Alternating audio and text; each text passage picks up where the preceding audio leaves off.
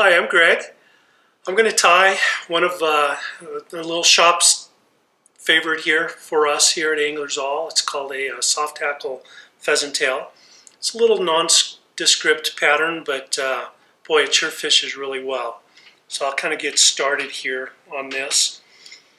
The hook is a dry fly hook. You can tie this on a Tamco 100. You could do a 100 SP BL if you want a little heftier hook, or if you want to just tie it with a nymph hook, you can do that as well. Going to start my thread at about 75% of this hook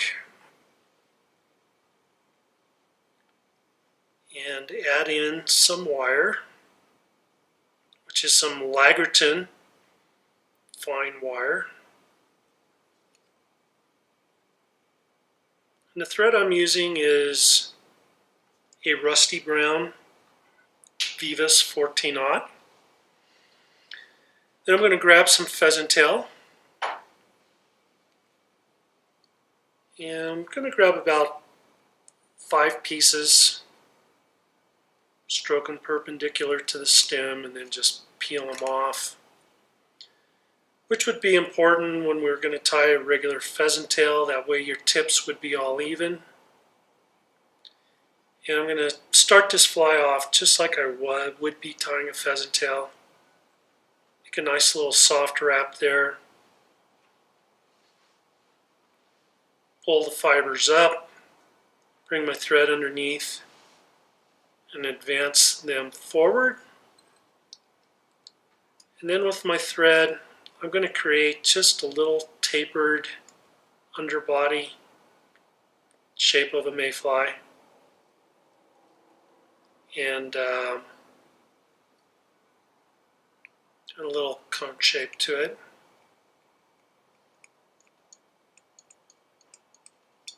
You wouldn't have to do this on your own flies, but it makes this fly a little bit prettier.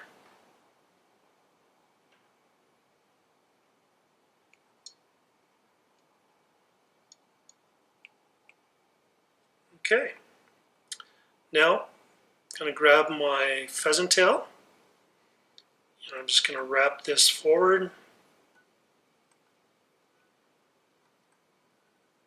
A piece break there, but that's all right.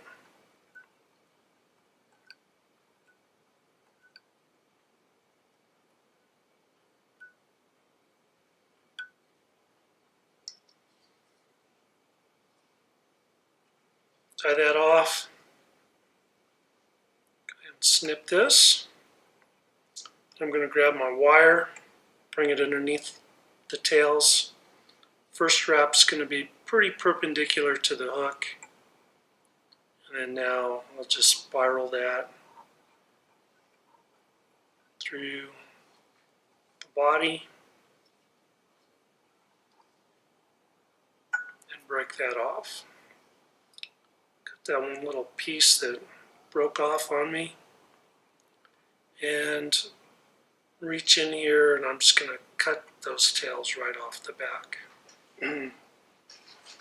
Being a soft hackle, normally they don't have tails. You could leave them on if you'd like. I don't think it'll affect the fishability of this fly.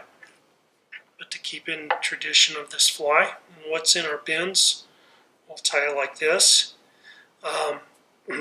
Next material is a little bit of antron with a little bit of squirrel blended in there. It's kind of a hare's ear coloration. And what I'm going to do is I'm going to build myself just a little thorax, more of a little dubbing ball than anything.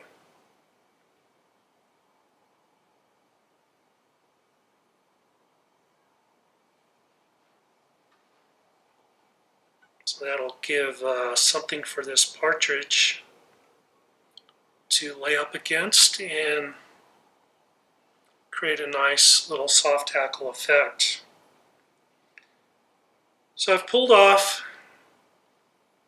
some partridge. I'm going to get rid of all the fluff off the back, and then come in here on the tip,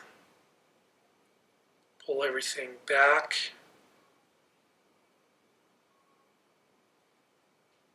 So it looks like that.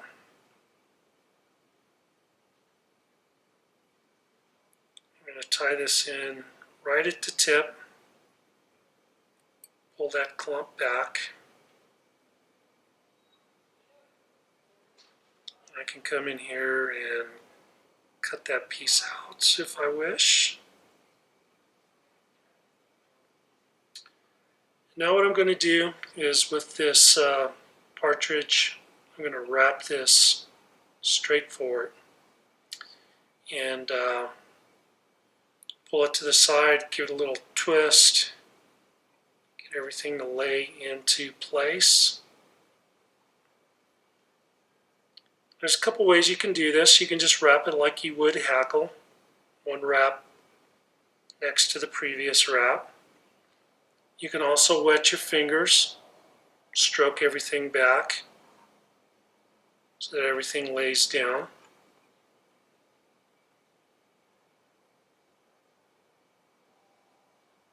And normally you could just do about 2 wraps.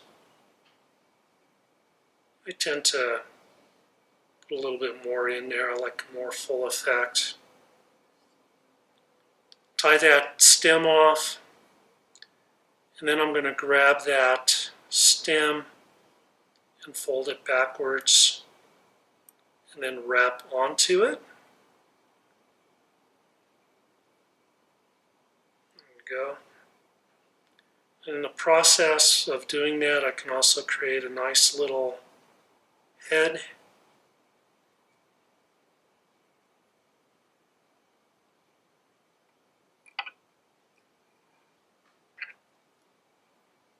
this point, I'm just going to whip finish.